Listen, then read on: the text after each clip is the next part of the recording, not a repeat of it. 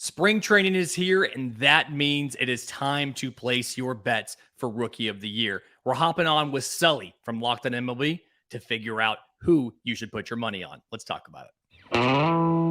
You are Locked On MLB Prospects, part of the Locked On Podcast Network, your team every day.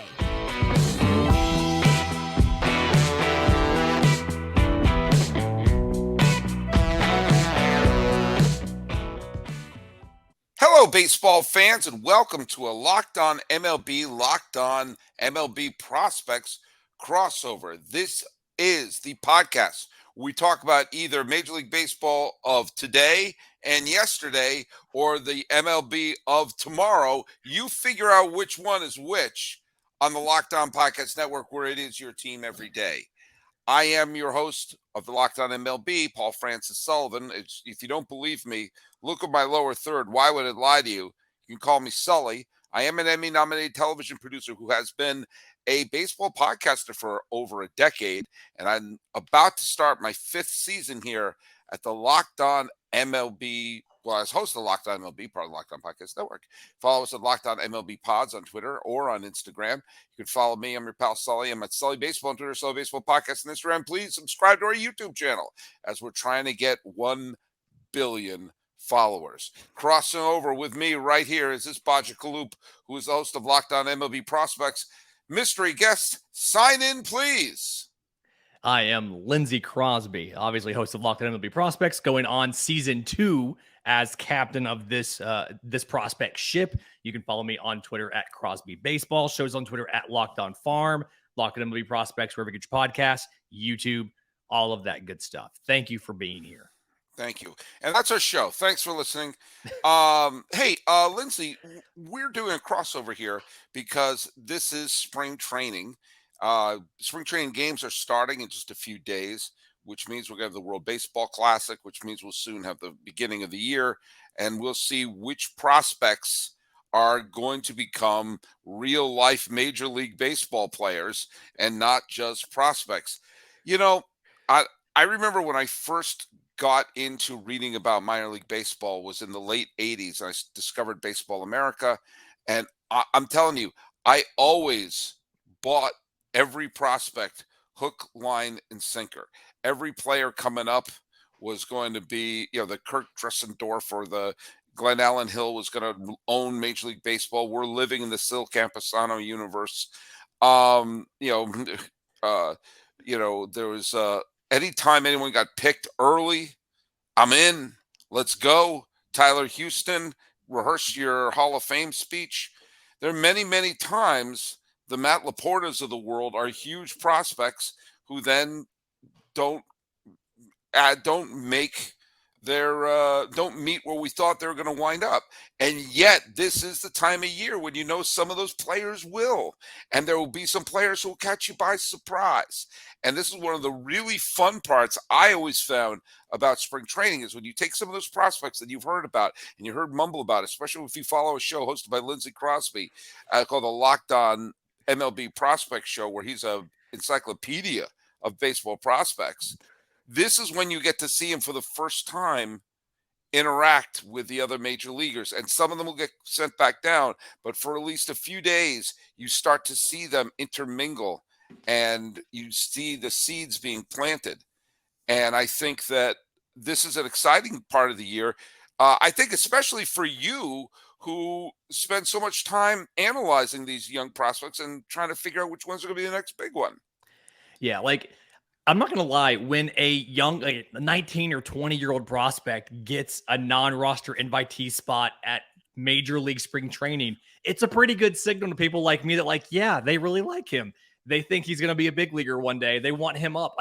Jackson Merrill is 19 years old, and he's in big league camp right now. It's kind of ridiculous, but it tells me that, no, they legitimately think he could be the best prospect in baseball at the end of 2023. And so this is, I'm not going to say this is our Super Bowl because the draft is our Super Bowl, but this is a big time of the year for us because we can kind of find out, okay, here are the brand new guys that these teams love. And then here are the guys that we've seen in AA and AAA, and they're trying to win a roster spot. Some of them will.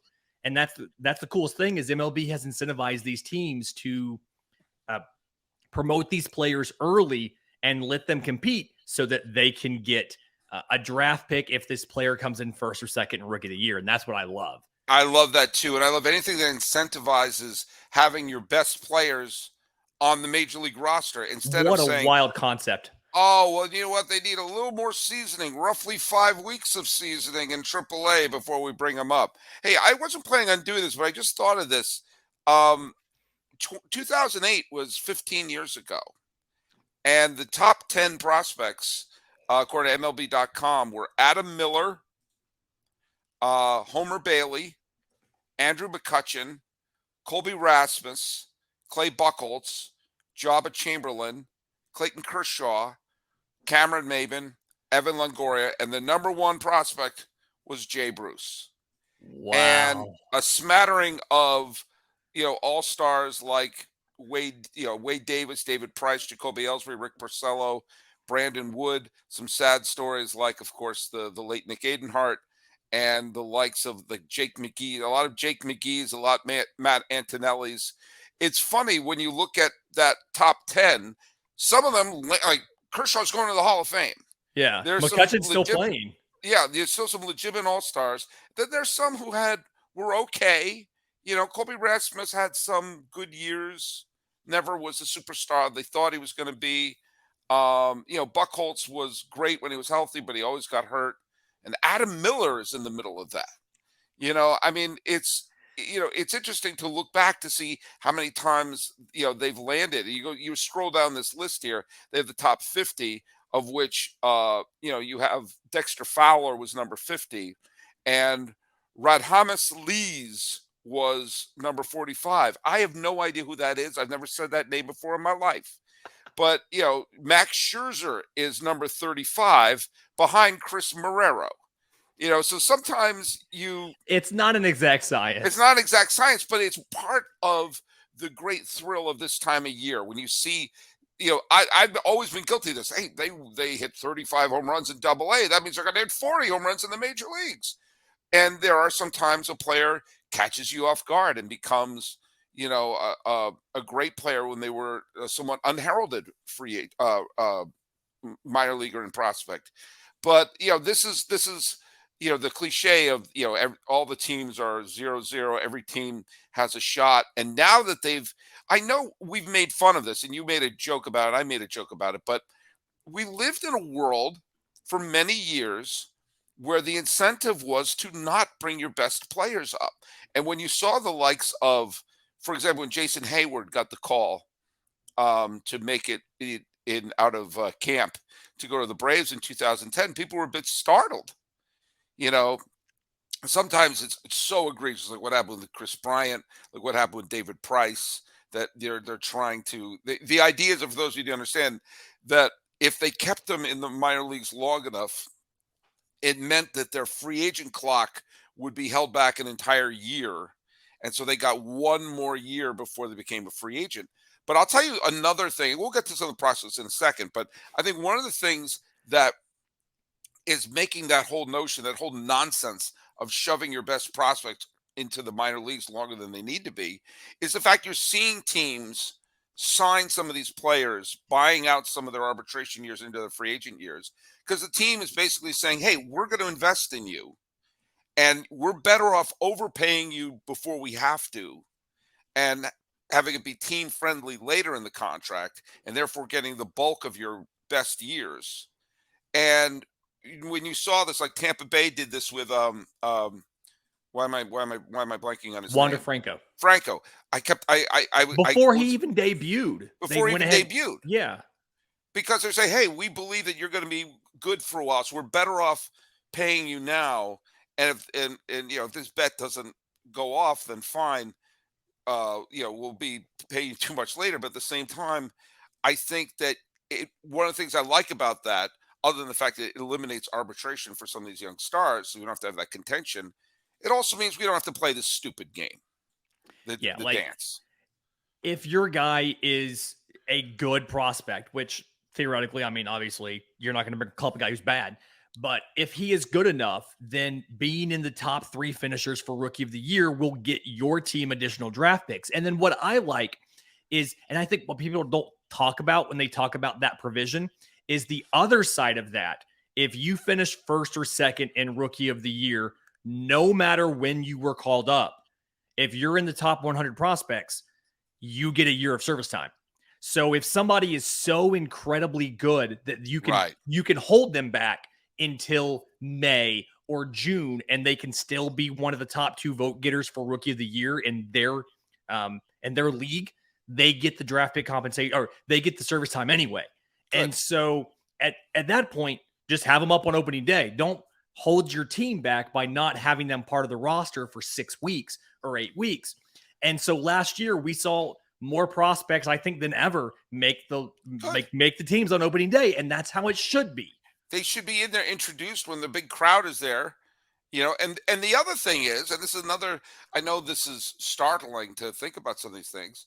If you bring up one of these young players and it turns out they're not ready, then you do send them back. Some players may not be 100% ready, or some players you might say, do you know what? This is going to have a negative impact on them. And so let's not do that. But still, I mean, like I remember was it the GM or someone of Seattle was bragging about the fact that they hold back their players.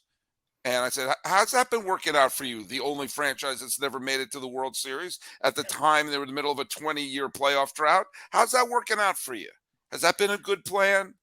Is it helping the product on the field? Well, look at last year. They promote Julio Rodriguez on opening day. He wins Rookie of the Year, and they break the 19 or 20-year playoff drought. And then Jerry DiPoto, the general manager, comes on to Locked On Mariners and talks about it. And so I think what we're learning is the Locked On Podcast Network, if you promise to come on our shows, your prospects will win Rookie of the Year. That's what we're saying. That's what we're saying. And we're also saying it's really great when these teams say, hey, do you know what? You're not just a prospect. We're going to put our money behind you. We're betting on you. We think you're a good bet. Now, when you talk about good bets, we like to think about FanDuel. The midway point of the NBA season is here, and it's now the perfect time to download FanDuel, America's #1 sportsbook, because customers get a no-sweat first bet up to $1,000. That's right. The bonus bet's back if your first bet doesn't win. And just download the FanDuel Sportsbook app. It's safe, secure, super easy to use. Then you can bet on anything from the money line to point scores to threes drained. Plus, FanDuel lets you combine your bets for a chance at a bigger payout with the same game parlay. Parlez-vous FanDuel? Oui, je parle de FanDuel. So don't miss the chance to get your no-sweat first bet up to $1,000 in bonus bets when you go to FanDuel.com/lockedon. That's FanDuel.com/lockedon to learn more. Make every moment more with FanDuel, an official sports betting partner of the National Basketball Association. All right, Lindsay, Crosby, Sully, we're here doing a Locked On MLB, Locked On MLB Prospects. I almost said Locked On Diamondbacks. I'm so used to having Millard on the show. Let's can the balloon juice and get right down to who we think are the top picks to be the Rookie of the Year in 2023. And I understand you're going to be going to FanDuel. By the way, have you downloaded FanDuel? I hear they have a new first bet, no bets, here sweat. What is it again? The no sweat first bet. I should know our copy. I have heard that the app is safe, secure, and super easy to use. And so I went to FanDuel to get the American League Rookie of the Year odds to kind of look at who are the favorites in the American League. There's a couple, 4 or 5 players here that I want to get, like, both of us, our thoughts on these guys and how they'll do. The number one, like the best odds in the American League, almost by far, is Orioles shortstop Gunnar Henderson. Number one prospect in all of baseball. Pretty unanimous across Baseball America, Fangraphs, MLB Pipeline, all of that. But 2019 second rounder out of high school. Got a little bit of time in the majors last year, 34 games. I like teams that call a guy up late like this. Yeah. You get a taste of the big leagues. You see how your offense does against big league pitching, and you have all offseason to work on it. 259, 348, 440. He hit well. He played well. He's going to be either at shortstop or third base this year. How do you feel about this Baltimore Orioles team this year? Well, first of all, I got to say, one reason I like it when they call him up is, first of all, it gives fans a little taste sometimes at the end of the year to be like, here's a preview of coming attractions. And also it makes a lot of the promo materials a little cleaner when they have actual pictures of them in a major league game, as opposed to them wearing their Worcester Red Sox uniform or something like that. Here's this guy in Bowie or right. Norfolk. Yeah. Oh yeah. Well, here's our hope. Here's Delmarva Shorebird Gunnar Henderson. You can get here's Baltimore Oriole Gunnar Henderson. Right. It's two very different things. I think with the Orioles are a strange situation for their fan base right now. For the first time since Buck Showalter decided not to use his best reliever in a wild card game, they were relevant. They had a winning season. They were fun to watch. And Baltimore is not a good baseball city. When they're good, they're a great baseball city with tremendous passion and great history and great tradition from when the St. Louis Browns moved there. And they have a great baseball tradition going back to the point that it's the birthplace of people like Babe Ruth and John McGraw. There's tremendous, when you look at the years where they played in Old Memorial Stadium, this Baltimore is dying to have a new great team. And I think they felt cheated by the team in the mid-90s that came up short in back-to-back years in the ALCS. The team that was good in the early 2010s, that 2014 team sure looked like they were going to the World Series, especially after the Anaheim was eliminated. But they ran into that weird buzzsaw of late-inning comebacks by the Kansas City Royals. So there was such enthusiasm when Adley Rutschman came up, and they started playing really well. They shot past the Red Sox. They wound up finishing above 500, and they've had what I think is nothing short of a disastrous offseason, which is not only did they not make any really big, Kyle Gibson and a couple other people, but like really true additions. There was still a bitter taste in their mouth that they were trading away players at the deadline, like Mancini. But also the ownership starts putting their foot in their mouth, and now people are wondering, are they going to move to Nashville? Because what they want, the Orioles are dying to move out of their stadium and move into a Camden Yards-like ballpark in Baltimore. Oh, wait, they're already in Camden Yards. What are you doing? So I think the thing that brings back hope to the good people of Baltimore, and that's probably the best thing to happen to Baltimore since The Wire, has been the fact that you have these young prospects who give them legitimate hope. And Gunnar Henderson seems to be the heads and shoulders the best prospect in the American League, and looks like that surefire bet to be the Rookie of the Year. We've done the ad read already. I think that what they're hoping for is that he goes along and helps create this new nucleus that will make Baltimore, a fun. And then you could, if the Red Sox, who, lest we forget, are only 2 years removed from being in Game 6 of the LCS, that could be an unbelievably competitive division if the Red Sox ever got their act together. But I think it's great whenever you see a dormant team, like the way San Diego was dormant, like the way Philadelphia was dormant, like the way that Seattle was dormant. The fan base wakes up. It's like the first time a generation has fun with the team.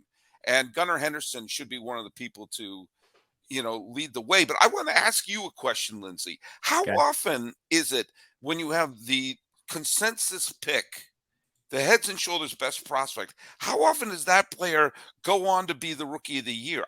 The example I remember specifically was when I was a teen, Greg Jeffries was going to be the god of New York baseball, was the best prospect anyone had ever seen, and was the biggest surefire bet to win the Rookie of the Year. And he wound up being good. But not Rookie of the Year. But not Jerome Walton good, who won the Rookie of the Year that year with the Chicago Cubs. I feel like all too often it doesn't line up for that player to be up in the year for enough time to win Rookie of the Year. There's always somebody behind him who comes up early. You've had so much service time manipulation and things like that it's hard to go to a ton of like a lot of other instances where that number one guy has come up and just wire to wire been the Rookie of the Year. While we're on Rookie of the Year, like I want to get your opinion on this. The number 3 guy on this list is Red Sox outfielder Matasaka Yoshida. And it's an interesting scenario for a lot of people because he's not a traditional rookie. He's been a professional baseball player just in Japan. Right. Are you of the opinion that somebody who has been a professional baseball player in a foreign league should be considered a prospect and should be considered Rookie of the Year eligible? It's a great question because I also think the same thing could be true of someone coming from like the Cuban national team, which is not the same level as a high school or a college team. Right. I've always had a strange feeling about this, especially when Nomo was the first one, and I think Nomo is an underrated pioneer in baseball, that he sort of kicked open the doors for a lot of Japanese players, and obviously Ichiro was the first to be an offense superstar. Love and Ichiro. That led to the arrival of many other great players, especially Hideki Matsui. I remember when Matsui was he didn't win Rookie of the Year in 2003. The legendary Angel Baroa did. And I remember, I think it felt weird because Matsui was such a gigantic star already. Ichiro was already such a gigantic star. It feels like there almost has to be another category. It's like they've gone from a level. The rookie implies that this is the first year that you are playing amongst this level of talent. And I think I think we have to include them in Rookie of the Year because the definition is their first year in the major leagues. The major leagues is the highest level of play in the world. So I suppose we have to continue doing that. But it feels different than, like, I'm going to use just someone who when someone who is a big college prospect, like, a Verlander, or someone who was, Shohei Ohtani won the Rookie of the Year. That feels a little weird. Not that he didn't deserve it, but he was already playing at a high level. But then again, that's how the rules of Rookie of the Year land. I would understand it if there was a rule change to that to a degree. But it does always feel a little bit strange when someone's already played at a super high level. And it's the first year Ohtani, first year Matsui, first year Nomo, or whatnot. Like, or same thing when Jose Abreu won Rookie of the Year with the Chicago White Sox. He was already playing on a super high level for this time on the Cuban national team. Yeah, like he'll be 30 years old this year. He played for 7 years in NPB. He was a 4-time All-Star, won back-to-back batting titles. Like, he doesn't fit the profile of a traditional amateur, like before he gets to the MLB. So I think that's kind of where it's weird. I just came up with this idea. We have the Ichiro Suzuki Award, which goes to the best player arriving from the Major League Baseball who is transferring from another league. I mean, it seems to be a different category. A Rookie of the Year is someone who comes up through the amateur ranks, through the minor leagues and everything, and then the Transfer Player of the Year, and that's the Ichiro Award. I mean, it's a different category. That's perfect. Rob Manfred, we're going to clip this and send this to your office. Yeah. We will do. I literally just thought of that right one. now. Yeah, it's a different, because then you put them in, and then it adds, almost incentivizes to have players coming in from the Cuban National League, from the Korean League, from the Japanese League, coming over there. So it's a transfer, the best transfer player of the year. A player who comes in via the posting system, therefore eligible for the Transfer Player of the Year award for the Ichiro Suzuki Ichiro Suzuki Award. I love it. All right, so we're gonna get to Ichiro hands it out every year because he's a smooth dude. And he stays around baseball because he's great. Yeah. All right. That's good. It's good for baseball. We're going to take a quick break. When we come back, we're going to look at the National League Player of the Year candidates on FanDuel. All right, so we've got the American League. We know that Gunnar Henderson's the favorite, but you've got some guys in there. Obviously, Yoshida is a candidate in there. Hunter Brown of the Astros, Grayson Rodriguez, Gunnar Henderson's teammate there in Baltimore.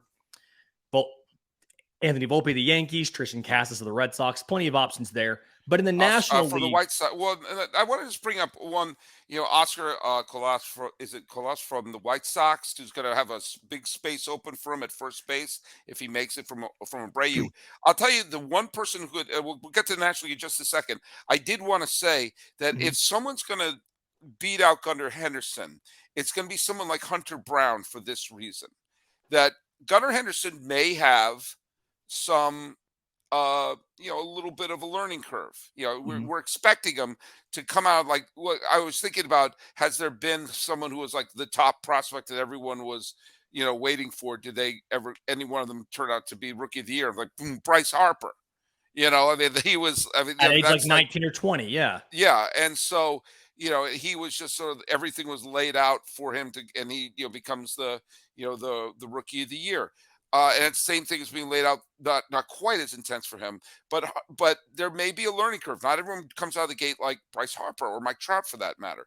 So Hunter Brown is going to be on an Astros team, a defending World Series team, where his stats, his win total, his run support, and everything is going to be through the roof. He's going to be protected with a really good bullpen. So he's going to have some high profile traditional stats. His peripheral stats are probably going to be very good. He already has a World Series ring. He already has a lot of the jitters out of him. And that he's going to be on a team where sometimes you'll see teams like a rising tide. Doesn't happen as much with Rookie of the Year, but I could imagine his pitching stats being so gaudy that it overshadows, especially if Gunnar Henderson has a month or two where he needs to sort of recalibrate, because let's forget he's a rookie.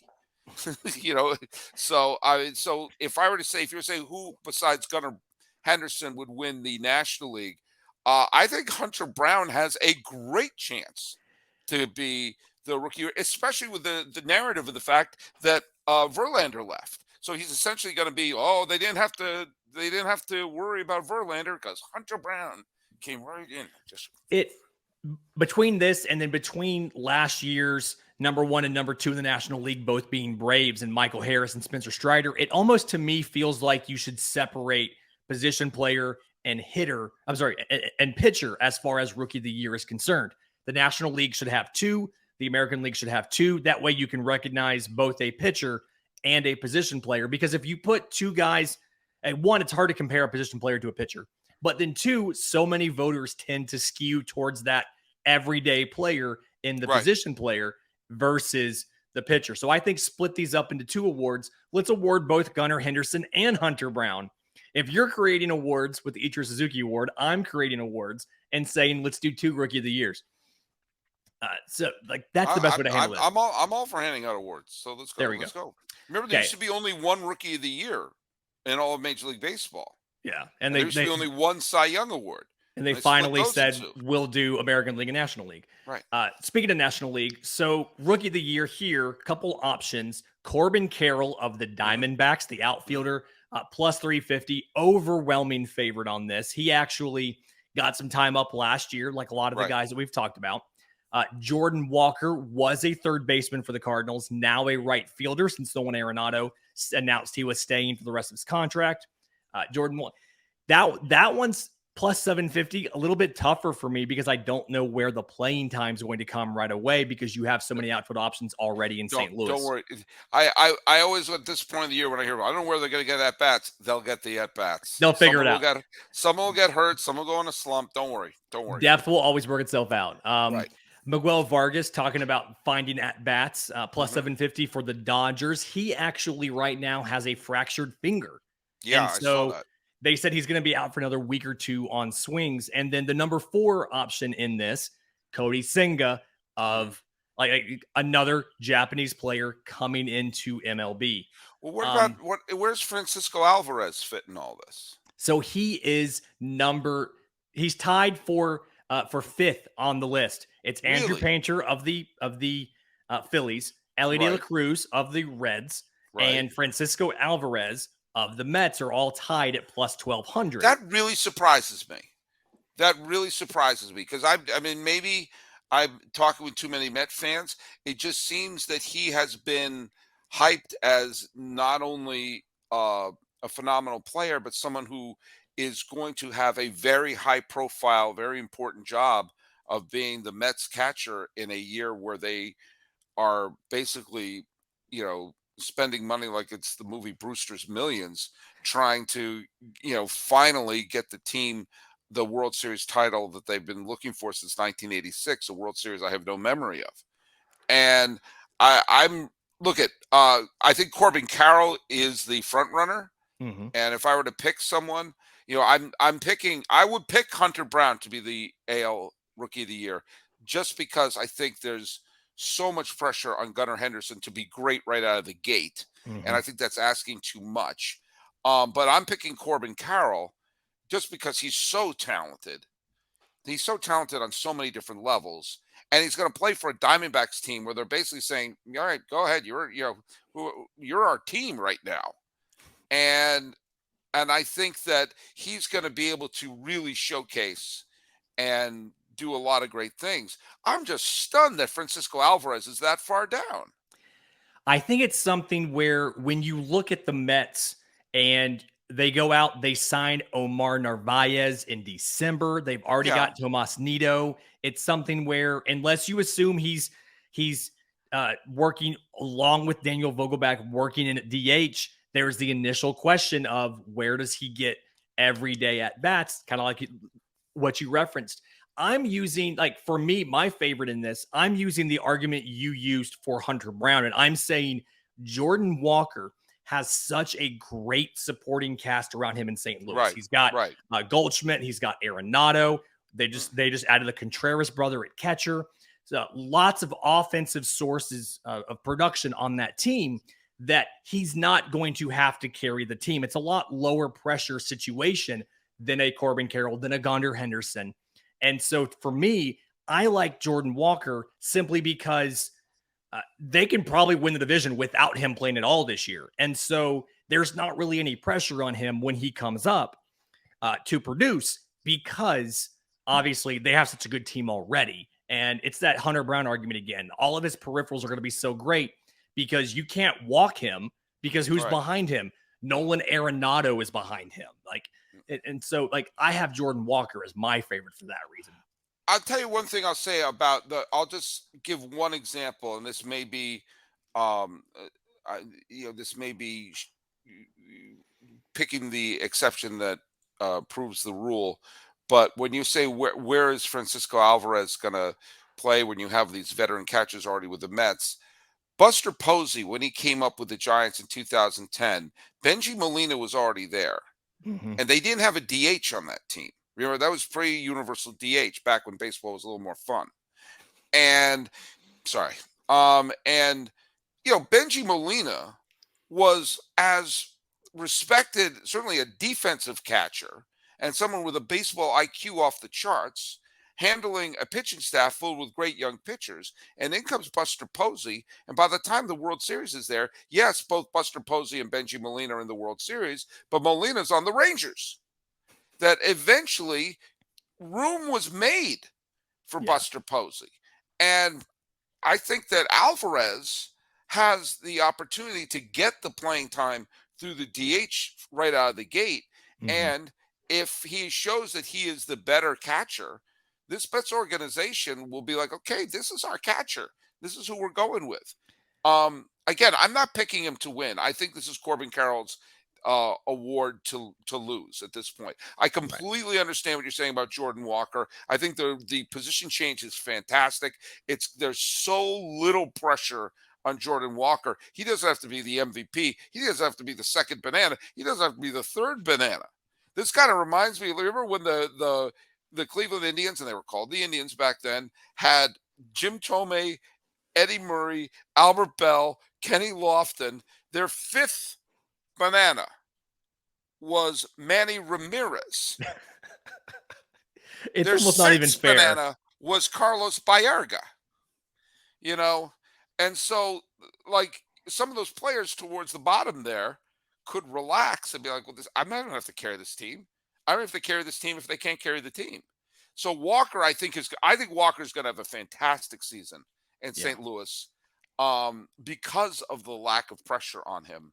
But I just think Corbin Carroll is going to be the MVP of that team, I think. Yeah. We will definitely get back together right after midseason and kind of see how our predictions here are doing.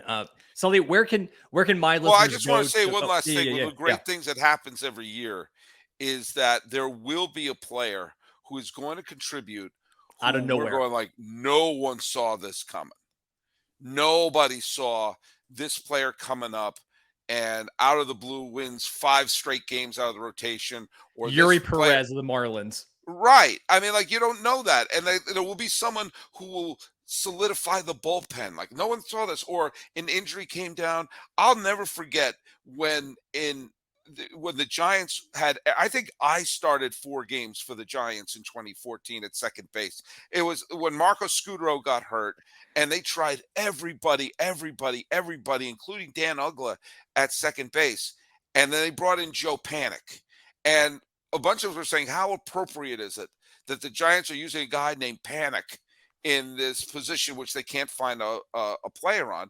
And Panic solidified the middle of that. I'm not saying Panic became the MVP or the Rookie of the Year or anything like that. That was 2014, and Jacob deGrom was the Rookie of the Year that year.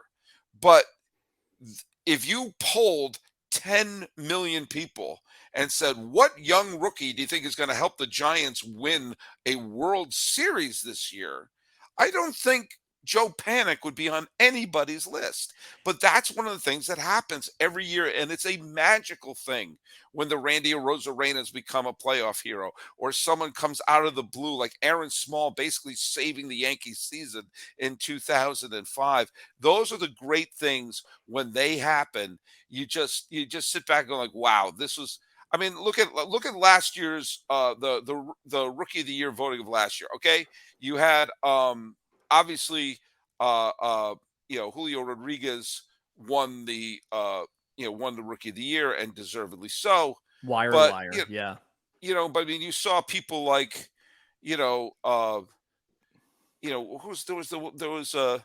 George Kirby wasn't on a lot of people's short lists for a rookie to help contribute on a big scale to go in the postseason, and you saw how people worried about, or Stephen Kwan coming up and becoming a huge part of Cleveland getting back and getting all the way to the division series, almost being really a few innings away from going to the league championship series. Mm-hmm. Who had Stephen Kwan on their list?